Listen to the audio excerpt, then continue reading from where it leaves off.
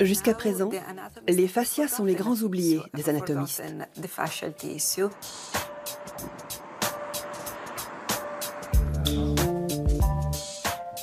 Il s'agit d'un système à part entière qui reste encore à explorer.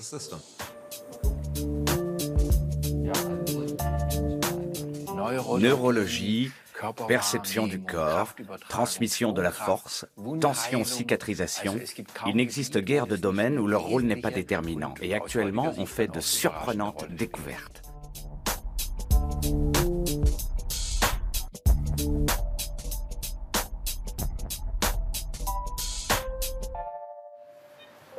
Qu'est-ce que les fascias? Ce sont des tissus conjonctifs présents dans tout notre corps, directement sous la peau et plus profondément. Chez un adulte, ces membranes blanchâtres pèseraient une vingtaine de kilos. Les fascias enveloppent nos muscles, nos tendons et nos organes. Ils soutiennent nos os.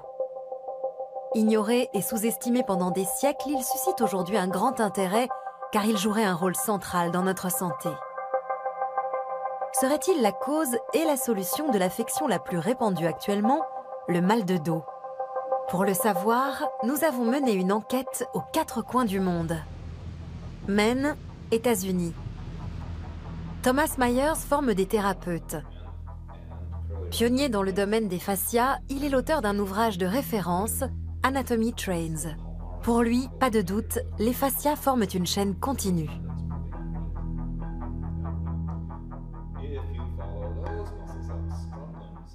Si quelqu'un vient me voir avec une inflammation du fascia plantaire, j'obtiendrai rarement de bons résultats en traitant le fascia plantaire lui-même.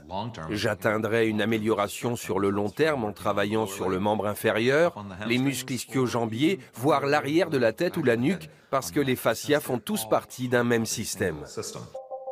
Thomas Myers est persuadé que les mystérieux fascias forment un réseau continu et sont reliés les uns aux autres par de multiples lignes.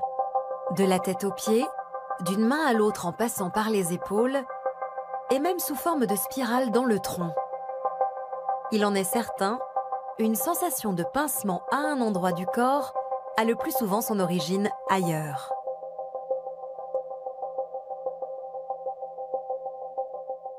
Prenez quelqu'un avec une douleur dans le bas du dos. Les causes peuvent être multiples. La douleur peut provenir de la voûte plantaire, des genoux, des hanches. Elle peut aussi descendre des épaules. Le grand triangle formé par les épaules et le bas du dos constitue un ensemble. On peut voir également comment le bas du dos se comporte quand on se penche. Continue de descendre en enroulant la nuque, Laurie. Nous voulons voir si les apophyses épineuses s'écartent les unes des autres ou si elles sont bloquées quelque part au niveau des fascias. C'est probablement difficile à voir avec la caméra, mais Laurie est bloquée entre les vertèbres L2 et L3. Face à un problème qui se manifeste au niveau du bas du dos, je dois bien regarder partout ailleurs parce que j'ignore où se situe la source du problème. Étant donné que les fascias ont des structures interdépendantes, une douleur peut apparaître dans le bas du dos, qui est une zone fragile chez nous tous, mais sans signifier pour autant que sa source est située au même endroit. Je dois examiner toute la structure si je veux soulager la douleur de façon permanente. Anatomy Trains est la Bible des thérapeutes du monde entier. Mais à défaut de preuves scientifiques, difficile de dire quel rôle joue vraiment ce réseau de tissus. À Francfort, Jan Wilke, spécialiste du sport, veut justement vérifier que les chaînes anatomiques de Thomas Myers existent réellement.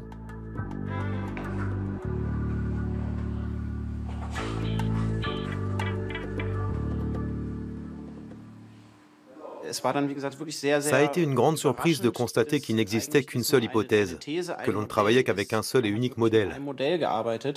Et je pense, quitte à passer pour un hérétique, que l'on a tendance à beaucoup fantasmer autour de cette thérapie.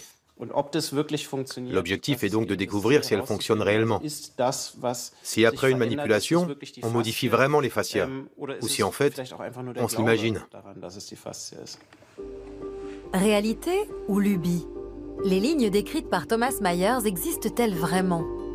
Jan Wilke teste 6 d'entre elles en se concentrant sur celle du dos.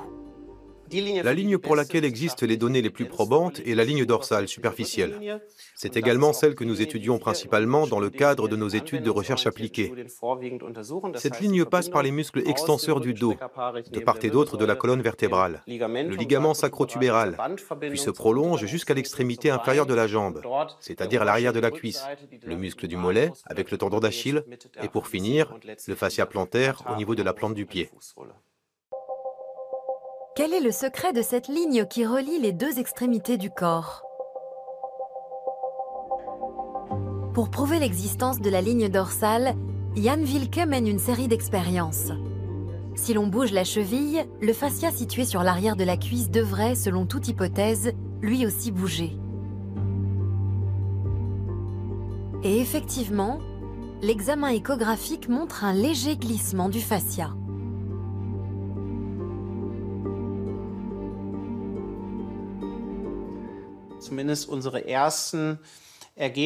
Nos premiers résultats semblent en effet indiquer que si je bouge quelque chose dans la partie inférieure, en l'occurrence si j'étire le muscle du mollet, un effet de traction se produit au niveau du muscle de l'arrière de la cuisse.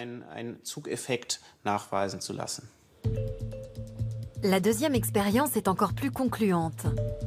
Démontrer la connexion des fascias entre la colonne cervicale et la jambe avec le dos au milieu. On commence par tester la mobilité de la colonne cervicale, puis on étire la jambe. Quels effets a cet étirement sur la colonne cervicale? C'est ce que Jan Wilke cherche à établir.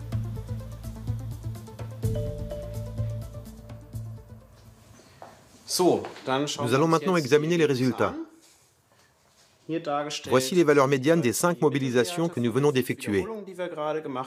La mobilité totale, basée sur ces 5 essais, est de 108 degrés, soit 4 degrés de plus que lors du test précédent.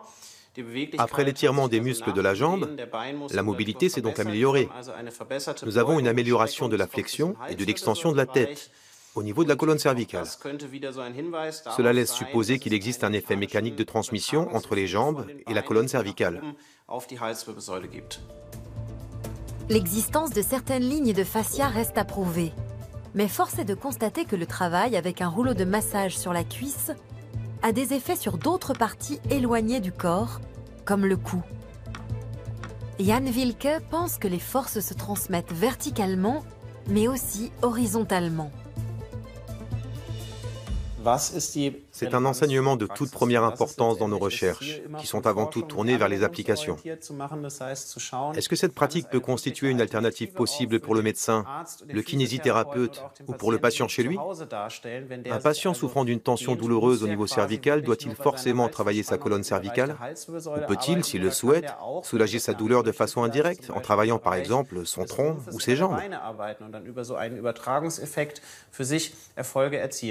Ce que Thomas Myers et Jan Wilke étudient chacun à sa façon, cet homme en a livré les premières images. C'est au cours de ces opérations que le docteur Jean-Claude Guimberteau, chirurgien spécialiste de la main, a découvert le fascinant réseau qui enveloppe tout notre corps. Quand vous faites de la chirurgie tous les jours sur les systèmes de glissement, vous observez le tissu conjonctif. Mais comment fonctionne le tissu conjonctif? Voilà une question à laquelle jamais personne n'a répondu. Et comme je voulais développer un système de reconstruction des tendons, faisant appel à ce système de glissement, j'ai essayé de comprendre. À l'Institut aquitain de la main de Bordeaux, le docteur Guimberteau révèle, au gré de Promenade sous la peau, le monde méconnu des fascias. Avec une minuscule caméra, il filme le tissu conjonctif dans des corps vivants. Ces images ont révolutionné la science et notre connaissance des fascias. Vous voyez, voilà les fibres d'organisation. C'est apparemment chaotique comme organisation, mais c'est un chaos apparent. C'est certainement pas un carreau, puisque le résultat, c'est quand même la vie. Donc l'efficience parfaite. C'est-à-dire que grâce aux travaux sur les fascias, on va avoir petit à petit des perceptions de l'anatomie et de nos organisations architecturales qui seront nouvelles et qui ouvriront bien évidemment des thérapeutiques nouvelles. Nous sommes véritablement un réseau fibrillaire. Et ça, de la surface de la peau jusqu'au plus profond de l'os et des cellules. Tout est lié par une organisation fibrillaire dont le diamètre est extrêmement variable, mais continu. Il n'y a pas d'espace libre. Tout est en continuité. Voilà. Regardez comme c'est beau. Vous voyez ? Fascinantes du point de vue esthétique, ces images donnent à voir la variété de formes et de couleurs de ces structures tissulaires, en mouvement permanent et en réorganisation perpétuelle. À quel ordre obéit ce gigantesque réseau apparemment chaotique? Quel sens et quelle fonction ont les fascias? La recherche internationale tente peu à peu de venir à bout de cette énigme. Padoue, l'une des plus anciennes cités italiennes et l'une des plus vieilles universités d'Europe. C'est dans ces salles que Galilée a émis l'idée que l'univers ne tournait pas autour de la Terre. C'est ici aussi qu'une femme obtint pour la première fois un doctorat en 1678. Un lieu propice aujourd'hui encore aux révolutions. Carla Stecco y est professeure d'anatomie. C'est l'une des premières au monde à avoir étudié les fascias. Une digne héritière de ses prédécesseurs qui, jadis, exploraient l'intérieur du corps humain malgré l'interdiction de l'Église.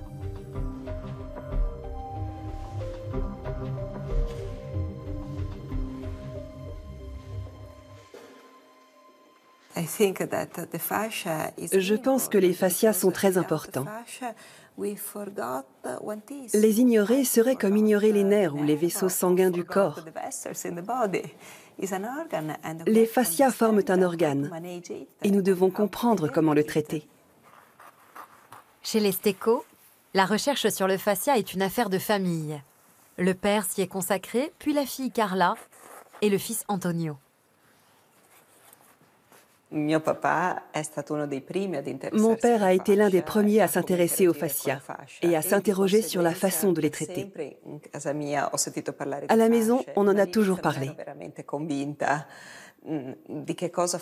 Mais au début, je n'étais pas vraiment convaincue du rôle qu'il jouait. J'ai donc commencé à m'intéresser à l'anatomie, aux dissections, parce que je pensais que c'était le meilleur moyen de visualiser et de comprendre réellement la nature de ce tissu. Dans la salle d'anatomie de la faculté, le professeur Stecco s'apprête à pratiquer une dissection. Elle commence par expliquer à ses étudiants ce qu'est un tissu facial.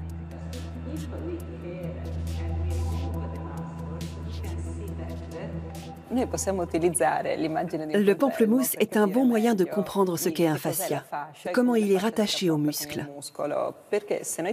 Si nous coupons le fruit en deux, nous voyons qu'il n'est pas constitué que de pulpe, mais aussi d'une composante fibreuse qui divise le pamplemousse en quartiers et soutient le tissu proprement dit. Sur un cadavre, le professeur Stecco montre à ses étudiants où se situent les fascias.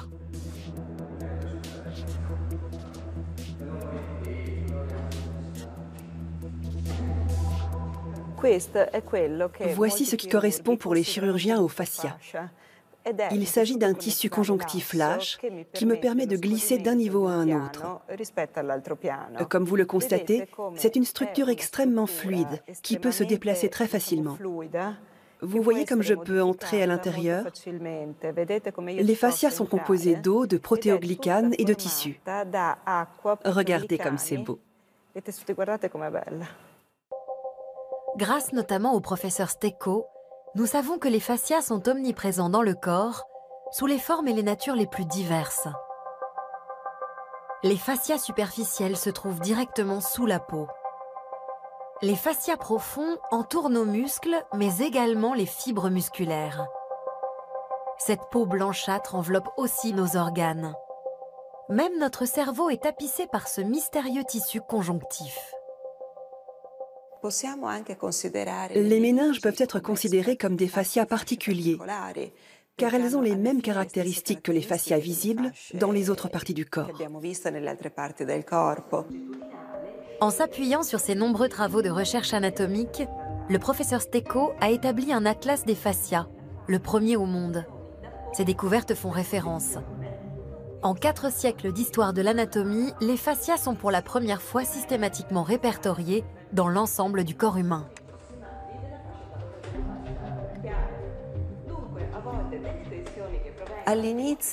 Au début, je n'y comprenais rien. Lors des premières dissections, tout me semblait confus. Je n'arrivais pas à me faire une image claire. Puis, progressivement, j'ai compris comment visualiser le fascia et ce qu'il fallait chercher. Depuis, c'est assez limpide. Je sais l'identifier et c'est ce que j'ai voulu montrer dans mon atlas. Elle dissèque le fascia thoracolombaire, le grand fascia du dos. Y trouvera-t-elle l'origine du mal de dos? Cette partie de la région lombaire est selon moi une zone particulièrement critique. Ce n'est pas pour rien que 80% de la population mondiale a mal au dos. Les chercheurs n'ont pas encore réussi à percer tous les secrets du fascia thoracolombaire, mais on cerne de mieux en mieux son rôle dans de nombreux problèmes de dos. Voilà, nous avons réussi à isoler le fascia thoracolombaire. C'est probablement le fascia profond le mieux connu que nous ayons dans le corps, parce qu'il est actuellement étudié par de nombreuses personnes. Ce fascia semble effectivement être à l'origine du mal de dos, le mal de dos non spécifique. Le fascia thoracolombaire est l'un des plus importants de notre corps. Mais comment un fascia peut-il occasionner des douleurs? Pourquoi cette enveloppe tissulaire nous cause-t-elle tant de problèmes? C'est aussi ce que veut comprendre Robert Schleip, l'un des spécialistes allemands du fascia. Depuis qu'il sait comment les fascias sont reliés les uns aux autres et à quel point l'activité physique est importante pour le tissu conjonctif, il saute à la corde plusieurs minutes par jour. Ce psychologue et thérapeute corporel de formation a d'abord été un praticien. Pour mieux comprendre à quoi correspondait ce qu'il ressentait sous les doigts quand il manipulait ses patients, il a mis son métier entre parenthèses pour se consacrer entièrement à la recherche. À l'Institut de physiologie appliquée de l'université d'Ulm à Günzburg, il a soutenu une thèse sur les tissus faciaux. Ses découvertes lui ont valu plusieurs prix.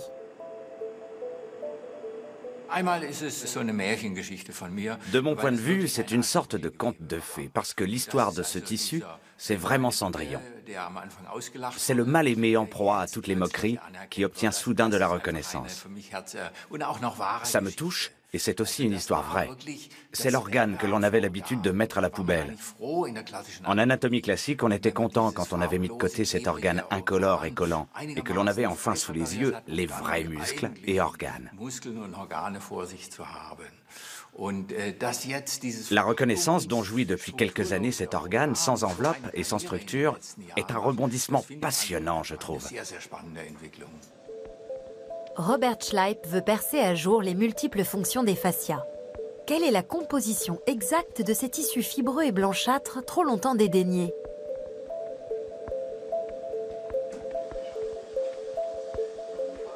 Les fascias sont constitués de fibroblastes entourés d'une matrice.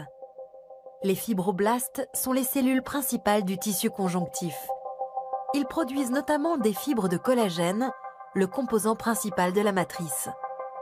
Avec le collagène, les fibroblastes fabriquent en quelque sorte les briques de leur maison. Il est intéressant de noter que ces cellules ne représentent qu'un infime volume du tissu conjonctif facial, mais qu'elles en produisent en revanche une grande partie.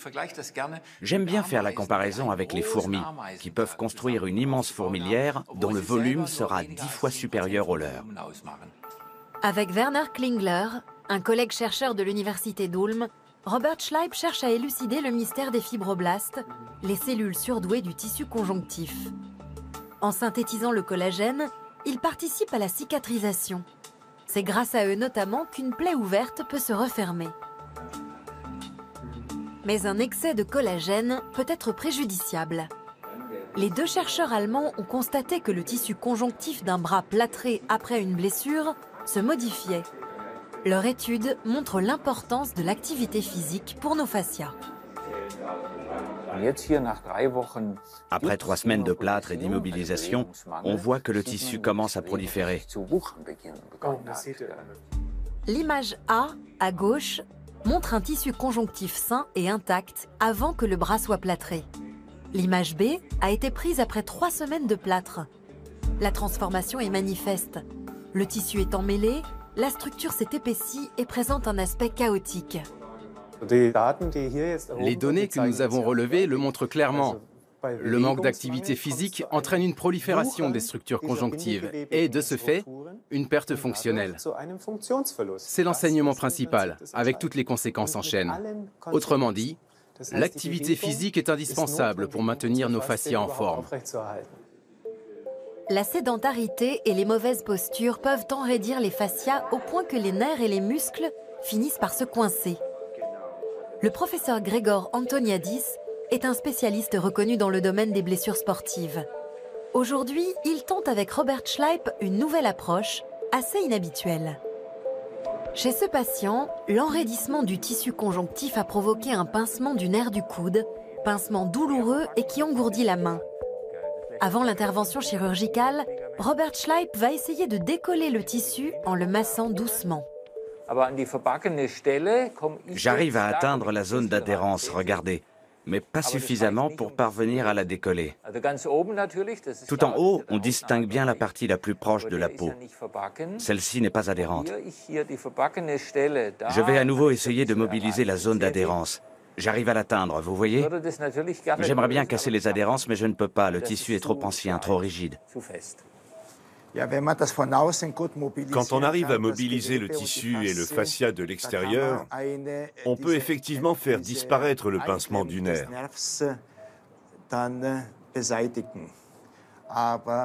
Mais comme M. Schleip vient de le constater, ce n'est pas possible ici.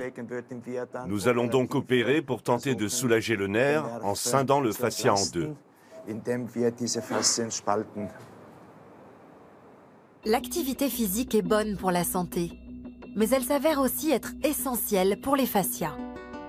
Pour rester libre et ne pas subir d'enraidissement, ces tissus ont besoin d'une stimulation régulière. C'est la principale leçon. Or, la sédentarité au travail, quand elle n'est pas compensée par une activité sportive suffisante, entraîne souvent des maux de dos. Y aurait-il un lien de cause à effet entre les adhérences faciales et les douleurs dorsales ? Pour le savoir, nous nous rendons à Boston. C'est ici que s'est tenu il y a 10 ans le premier congrès international sur le fascia. Le professeur Hélène Langevin de la Harvard Medical School y a participé. Cette spécialiste du fascia de la première heure a d'abord été médecin clinicienne. Impuissante à soulager ses patients souffrant de mal de dos chronique, elle s'est alors lancée dans la recherche.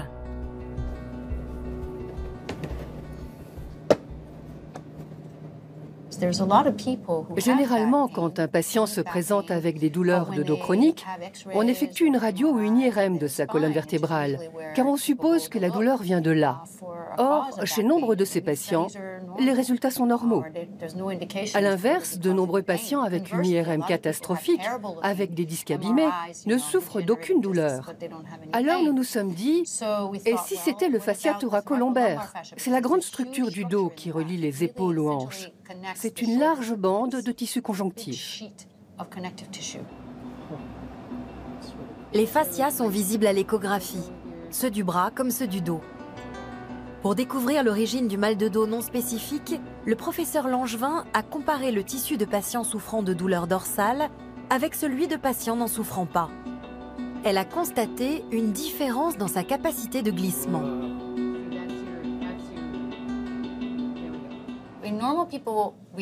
Chez les patients sains, les deux couches superposées sont capables de glisser sur 75% environ de leur longueur, quand le dos est en mouvement. Chez les patients souffrant d'un mal de dos, cette capacité tombe à 50%. Il y a donc une réduction de la capacité de glissement entre les couches. Comme Robert Schleip, le professeur Langevin pense que les responsables sont les cellules du tissu conjonctif. Une production excessive de collagène entraverait le glissement des fascias. Sur un modèle animal, avec des rats, elle a montré que l'activité physique pouvait stopper cette surproduction. L'expérience consiste à réaliser sur des animaux de laboratoire une toute petite blessure, puis à répartir les animaux par tirage au sort en deux groupes.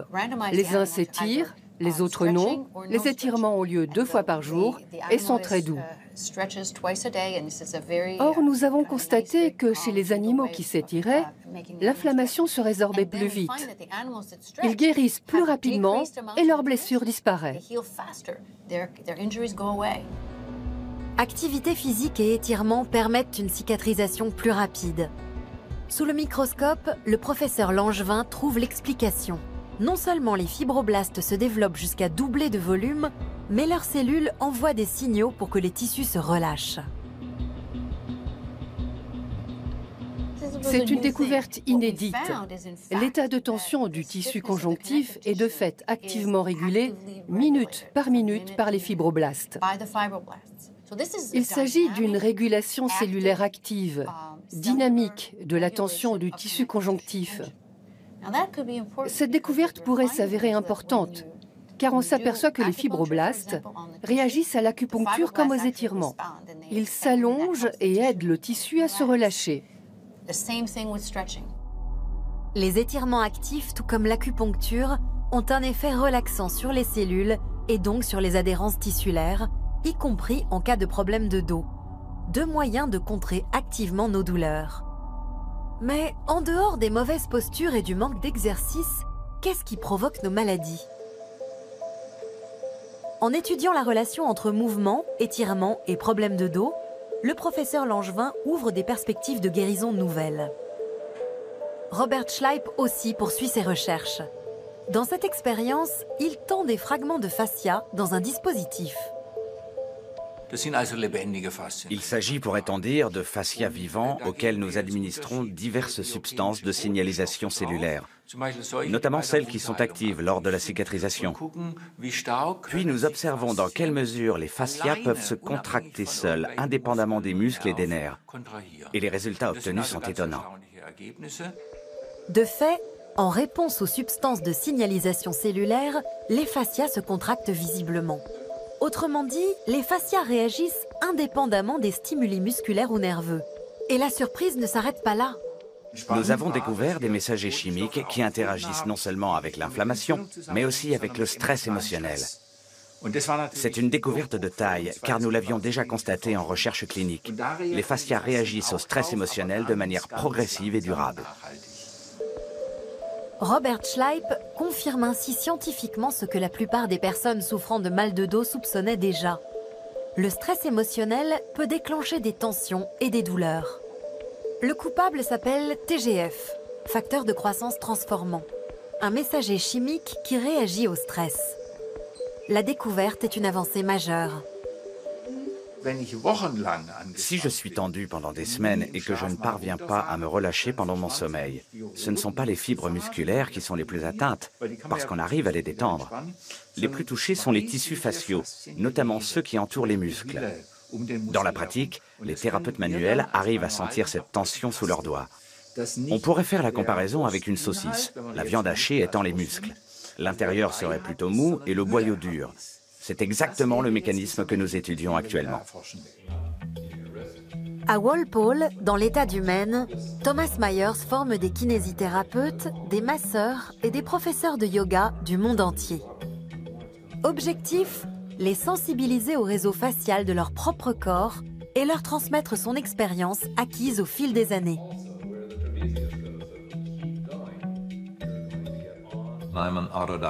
Je suis autodidacte, j'ai appris sur le tas avec l'aide de mes étudiants, de l'université et de nombreuses personnes de bonne volonté. Je voulais apprendre tout ce que je pouvais sur les fascias. Or, dans les années 1970, la littérature sur le sujet était très limitée. Thomas Myers reste fasciné par les tissus faciaux. Ce réseau global participe à la perception de la position du corps dans l'espace, à celle de nos sensations internes et aussi au maintien de notre posture. La recherche sur le fascia utilise le terme de tenségrité pour désigner le jeu parfaitement ajusté des forces de tension internes qui sont à l'œuvre. La structure de tenségrité permet une meilleure compréhension du fonctionnement du système facial en tant que système global.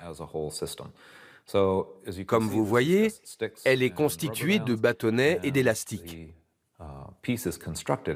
Les éléments sont assemblés de sorte que les bâtonnets ne se touchent pas entre eux, mais sont maintenus en place par les élastiques. Si on regarde un squelette de cours de science, dont les os sont reliés par des câbles, on a l'impression d'être constitué d'une armature osseuse autour de laquelle vont s'articuler les muscles, un peu comme le bras d'une grue de chantier. Ce n'est pas le cas. Vos os flottent à l'intérieur de votre tissu conjonctif. Si je pouvais faire disparaître ce tissu mou de votre corps d'un simple claquement de doigts, votre édifice osseux s'écroulerait sur le champ. Voici un formidable contre-modèle à notre représentation classique de la colonne vertébrale, la fameuse structure porteuse, le squelette comme soutien. Le piquet, en quelque sorte, sur lequel repose le tissu mou de la tente de camping.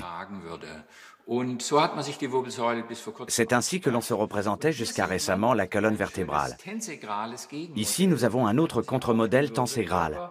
Les vertèbres ne reposent pas par compression les unes sur les autres, mais elles sont suspendues, si tant est que les éléments faciaux, représentés ici par les élastiques, exercent une tension élastique suffisante. Dans ce cas, même avec une vertèbre usée, vous pourrez devenir la reine de la salsa de Cuba. La colonne vertébrale n'est donc pas la seule responsable du mal de dos chronique. Mauvaise posture, manque d'exercice et stress jouent aussi un rôle. Pour garder nos tissus en bonne santé, il faut bouger, cela ne fait aucun doute. Mais une autre composante importante entre en jeu, l'eau. Le tissu conjonctif élastique est un immense réservoir d'eau. H2O, tel est peut-être le grand secret des fascias. Le tissu conjonctif est composé d'eau dont la proportion, selon l'âge, peut atteindre 70%. Le processus de fixation de l'eau aussi fait intervenir les fameuses cellules du tissu conjonctif. À Padoue, le professeur Carla Stecco a découvert que les fibroblastes remplissaient différentes fonctions. Ici, nous pouvons distinguer deux formes de cellules. Ce sont toutes les deux des fibroblastes, mais elles génèrent visiblement des matrices extracellulaires différentes. Cette cellule-ci produit probablement des fibres de collagène. Dans l'autre cellule, nous constatons en grossissant l'image la présence de petits points au sein de la matrice. Il s'agit de différents types de protéoglycanes, notamment de l'acide hyaluronique. Nous voyons donc comment les deux cellules produisent des matrices extracellulaires différentes. L'acide hyaluronique est le lubrifiant du tissu conjonctif. La molécule s'organise en d'autres molécules, petites et grandes, se ramifie et se transforme en une sorte de structure spongieuse capable de fixer de grandes quantités d'eau. Moins notre tissu capte d'acide hyaluronique, plus la mobilité des fascias est réduite. Le docteur Antonio Stecco, le frère de Carla Stecco, est consultant à la New York University School of Medicine. Il observe le muscle de la cuisse d'un homme qui s'est porté volontaire et cherche à évaluer la quantité d'acide hyaluronique présent dans les profondeurs de la peau. Ici, nous voyons la peau avec son hypoderme constitué de tissus adipeux, ainsi que les fascias superficiels et profonds. Comme vous le voyez, le fascia profond est composé de plusieurs couches de tissus conjonctifs. Entre ces couches, nous avons de l'acide hyaluronique. Dans cette région, nous avons davantage de zones en noir, ce qui indique une présence d'acide hyaluronique plus importante. Trop peu hydraté, le tissu conjonctif devient rugueux et cassant, comme une serviette éponge rêche. L'acide hyaluronique lubrifie et hydrate l'ensemble des tissus. À Ulm, Werner Klingler et Robert Schleip tractent eux aussi l'acide hyaluronique. Ils veulent découvrir quelles thérapies peuvent améliorer l'hydratation et ainsi la capacité de glissement des fascias. Ils mesurent d'abord la quantité d'eau présente dans le tissu. Nous espérons qu'après une séance d'étirement, après une action manuelle, la teneur en eau va de nouveau augmenter. Mieux encore, nous misons sur le fait que le drainage du liquide tissulaire évacuera également les substances inflammatoires et pourra ainsi nettoyer le tissu. L'appareil indique une teneur en eau élevée. D'un geste précis, Robert Schleip exerce des pressions fermes et continues sur les fascias du dos du sujet volontaire. Le rolfing est la technique la plus efficace que nous ayons trouvée et testée jusqu'à présent. Elle consiste à appuyer longuement et fermement sur la peau, un peu comme si c'était une éponge dont on voudrait extraire toute l'eau qu'elle contient, et d'une façon telle que tous les pores soient bien vidés. Bien évidemment, on ne travaille pas dans la précipitation, mais on y va très doucement. Les valeurs mesurées indiquent que l'on peut, grâce à des thérapies ciblées, renouveler les réserves d'eau des fascias et leur restituer leur souplesse. Là, c'était avant une manipulation. Ici, nous appuyons pour évacuer l'eau comme avec une éponge. Et lorsque nous arrêtons cette action mécanique, le fascia se remplit de nouveau d'eau. Cet exemple est intéressant parce que l'on a appuyé suffisamment fort pour que l'éponge soit plus humide après la manipulation qu'elle ne l'était avant. Autrement dit, on presse l'éponge pour évacuer l'eau stagnante présente à l'intérieur. Et si on presse suffisamment fort plusieurs fois de suite, l'éponge est plus humide qu'avant. C'est évidemment du plus grand intérêt pour nous. Le massage, tout comme l'activité physique, réoriente les fibres de collagène. Les fibroblastes produisent de l'acide hyaluronique frais, l'eau est renouvelée, les fascias peuvent de nouveau glisser correctement. Il ne fait aucun doute que le massage stimule le métabolisme, mais l'activité physique apporte évidemment une dynamique supplémentaire dans le tissu. L'activité physique provoque une augmentation de la température corporelle, ce qui est en soi un stimulus métabolique. 1 degré supplémentaire entraîne une augmentation d'environ 10% de l'activité enzymatique. L'activité physique régulière stimule les fibroblastes qui, en 3 jours seulement, se mettent à produire du collagène frais et décolle les adhérences faciales. Mais pour que le tissu se régénère complètement et visiblement, il faut compter jusqu'à 1 an. L'activité physique est salutaire, mais encore faut-il savoir la doser. Quand je fais du sport, j'introduis des micro-blessures dans des toiles d'araignée qui se sont formées au cours de la nuit. Après le sport, la question est de savoir s'il faut faire une pause d'1, 2 ou 3 jours. Et quel est le niveau d'intensité requis pour inciter les cellules bâtisseuses, les fibroblastes, à produire du collagène frais, plus jeune et plus résistant pour mon fascia thoracolombaire ou mon tendon d'Achille? La bonne alternance, selon moi, ce serait un effort intense suivi de 2 ou 3 jours de repos. Ce serait l'idéal.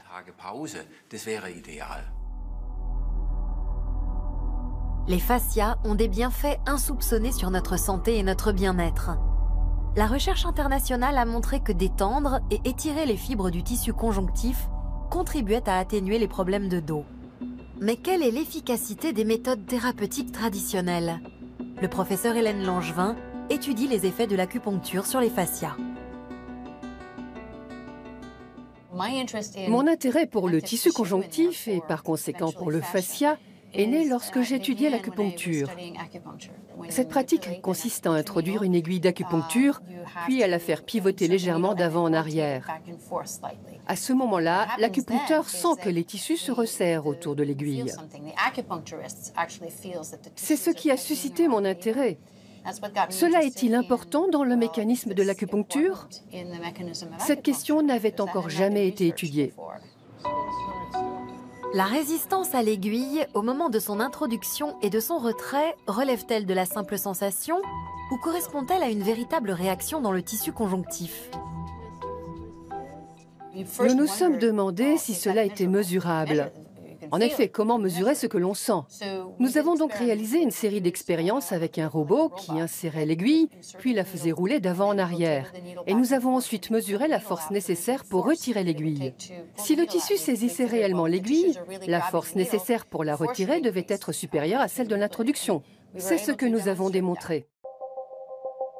Il suffit que l'aiguille soit introduite puis retirée pour que le collagène s'enroule autour d'elle, à la manière de spaghettis autour d'une fourchette. La sensation de résistance bien connue des acupuncteurs a désormais un fondement scientifique.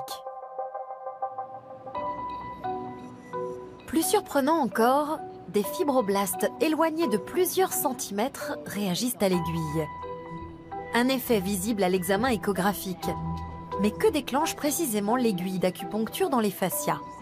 Et le mécanisme à l'œuvre avec les fascias et les fibroblastes pourrait-il expliquer l'effet antalgique de l'acupuncture? Les fibroblastes, ceux autour de l'aiguille comme ceux présents dans un périmètre de plusieurs centimètres, se déploient. Ils réagissent, ils relâchent le tissu. Un autre phénomène nous intéresse, la libération d'une substance baptisée ATP. L'ATP est une molécule de signalisation. Or, nous pensons que l'ATP pourrait avoir un lien avec l'effet antalgique de l'acupuncture. Si les fascias sont sensibles à l'activité physique et aux étirements, le professeur Langevin a pu démontrer que l'acupuncture aussi pouvait contribuer à détendre les tissus et même apparemment soulager la douleur. La recherche moderne confirme ainsi le bien fondé d'une méthode thérapeutique ancestrale. En matière de mal de dos chronique, les disques intervertébraux ont longtemps été dans la ligne de mire. Mais depuis quelques années, le regard se tourne de plus en plus vers les fascias. Dans quelle mesure le tissu facial peut-il ouvrir la voie à des perspectives thérapeutiques innovantes? Cette question intéresse aussi la recherche sur la douleur. Le professeur Siegfried Menze, de la faculté de médecine de Mannheim, est l'un des premiers à avoir reconnu l'importance du tissu facial. Pour établir si les fascias étaient eux-mêmes sensibles à la douleur, il a dû mettre en évidence la présence de nerfs de la douleur dans les fascias.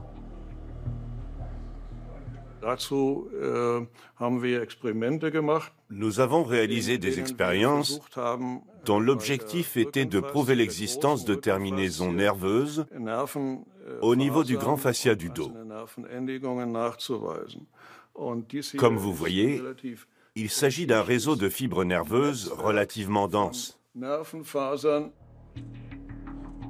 Dans ces terminaisons nerveuses en forme de points, les chercheurs ont découvert la substance P, nommée d'après le mot anglais « pain », douleur. Les petits points sont des récepteurs de la douleur. Mais comment savoir si la douleur provient du fascia et non du muscle?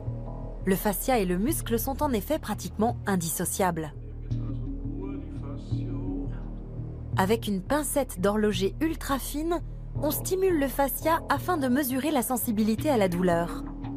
Puis on stimule le muscle et on procède à la même mesure. Enfin, on compare. Du fascia ou du muscle, lequel perçoit la douleur?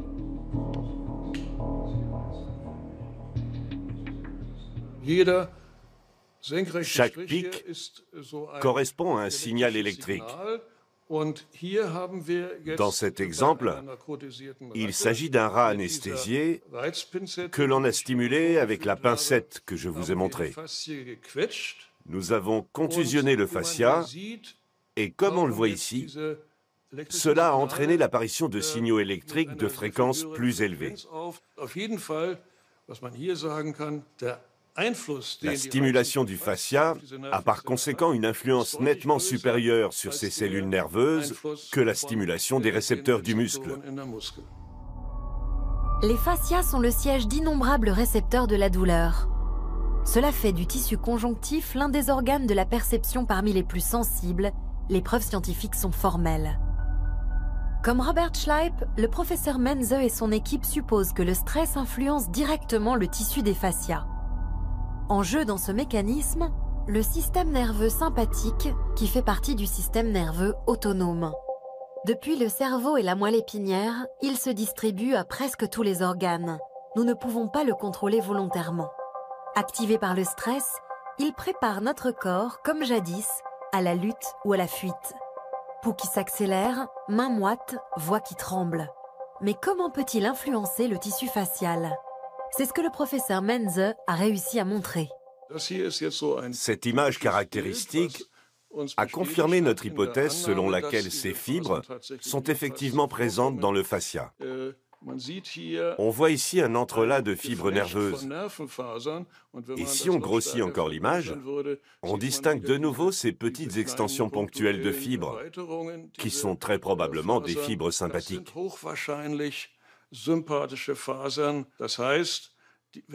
Lorsqu'elles sont stimulées, par exemple par le stress, ces fibres libèrent des substances qui entraînent une contraction des vaisseaux sanguins. Ce serait l'un des mécanismes qui pourrait expliquer pourquoi les patients affirment que le stress augmente leur mal de dos. Nous savons que la douleur ressentie au niveau des fascias peut être déclenchée par une stimulation excessive et remonter via les voies nerveuses jusqu'au cortex cérébral où elle est perçue. En cas de stress, le chemin serait inverse. Le stress active le système nerveux sympathique qui descend via l'autoroute de la douleur du dos vers les nerfs des fascias. Nous avons alors mal au dos. Nous savons désormais que les fascias constituent une source de la douleur très importante. D'une part parce qu'ils sont densément innervés, d'autre part parce qu'ils possèdent une connexion très performante avec les cellules nerveuses de la moelle épinière. On peut par conséquent supposer que les fascias jouent un rôle très important dans les douleurs dorsales relevant d'un conflit situé dans les tissus mous. Voici le docteur Jonas Thesards du centre hospitalier universitaire de Heidelberg. Quand il était doctorant, il a, avec le professeur Menze, révélé le lien entre stress et mal de dos chronique. Il est persuadé que la douleur est, selon les circonstances, assimilée différemment par le corps. En nous appuyant sur l'examen clinique, nous avons constaté que les patients présentant un niveau élevé de stress, et notamment ceux ayant vécu des traumatismes psychiques, des expériences difficiles sur le plan émotionnel, se distinguaient des autres patients dans leur évaluation de la douleur. Et ce qui est intéressant, c'est que la différence est surtout flagrante dans leur évaluation de la douleur profonde, issue des stimuli myofasciaux. Aujourd'hui, le docteur Thesards mesure chez un patient souffrant d'un mal de dos chronique la sensibilité à la douleur dans les fascias. Il s'intéresse particulièrement à la sensibilité à la douleur répétitive. Quand un stimulus répétitif a lieu, à cause par exemple d'un mauvais enchaînement ou d'un mauvais schéma de mouvement, la douleur a tendance à s'imprimer davantage chez les patients présentant un niveau élevé de stress ou ayant subi une expérience traumatique. On peut imaginer que les tissus myofasciaux disposent d'une connexion particulièrement rapide avec le cerveau et la mémoire de la douleur, et que la douleur peut rapidement devenir chronique chez des patients avec un haut niveau de stress ou avec des expériences traumatiques. L'hypothèse est que les patients souffrant d'un mal de dos chronique ont une mémoire de la douleur très développée. Le docteur Thesards cherche un traitement qui implique le cerveau. Il a recours pour cela à une approche qui a fait ses preuves en thérapie du traumatisme, l'EMDR. L'EMDR consiste à traiter les expériences traumatiques par le mouvement des yeux. Pouvez-vous me décrire brièvement la situation au cours de laquelle la douleur est apparue la première fois ? C'était pendant le semi-marathon de Heidelberg. Au kilomètre 20, une descente raide, et soudain une douleur vive est apparue. En EMDR, le patient suit des yeux la main du praticien. Les mouvements oculaires sont censés activer les forces de guérison du cerveau et réévaluer les expériences négatives. Après la séance, le docteur Thesards vérifie si la sensibilité à la douleur dans les fascias s'est atténuée. Dans le cadre d'une étude, des chercheurs ont comparé deux groupes de patients souffrant de mal de dos chronique. Les premiers traités par des médicaments et une thérapie corporelle, les seconds par le MDR. Dans le second groupe, la douleur a disparu chez 20% des patients et s'est nettement atténuée pour la moitié d'entre eux. Un résultat encourageant et meilleur que celui du groupe témoin. Le grand rôle joué par les fascias dans le mal de dos chronique est aujourd'hui incontestable. Et la science a enfin trouvé une explication à un phénomène que nous connaissons tous. Le stress peut déclencher les douleurs de dos et les aggraver. L'activité physique et les étirements peuvent renouveler le tissu facial adhérent et atténuer le mal de dos. Qui plus est, les méthodes de recherche modernes ont confirmé l'efficacité d'une pratique thérapeutique séculaire. Le tissu conjonctif du fascia, qui enveloppe tout le corps, est le siège de nombreuses maladies, mais aussi la clé de leur guérison.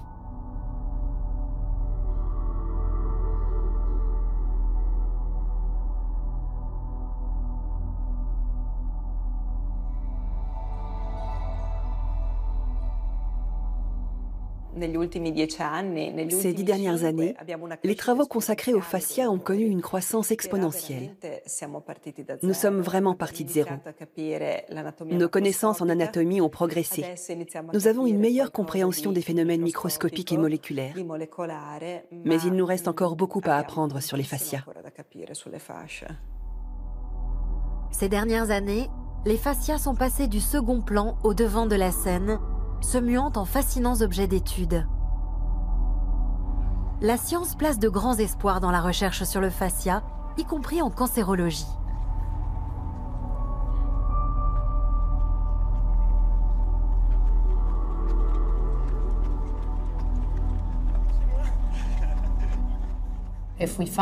Si l'étirement peut faire diminuer les fibroses et les inflammations, il est naturel de se demander s'il ne pourrait pas réduire le développement du cancer. C'est l'une de nos pistes de recherche. Je n'aurais jamais imaginé que la cancérologie deviendrait un jour l'un des domaines où la recherche sur le fascia est utilisée et apporte une contribution majeure. Je ne veux pas m'avancer sur l'avenir, mais nul doute qu'il nous réserve encore bien des surprises. Grâce à la recherche sur le fascia, on sait désormais que ce tissu conjonctif, longtemps sous-estimé, est le siège de maladies et de douleurs jusqu'alors inexpliquées. Mais on sait aussi qu'il constitue une source potentielle de guérison.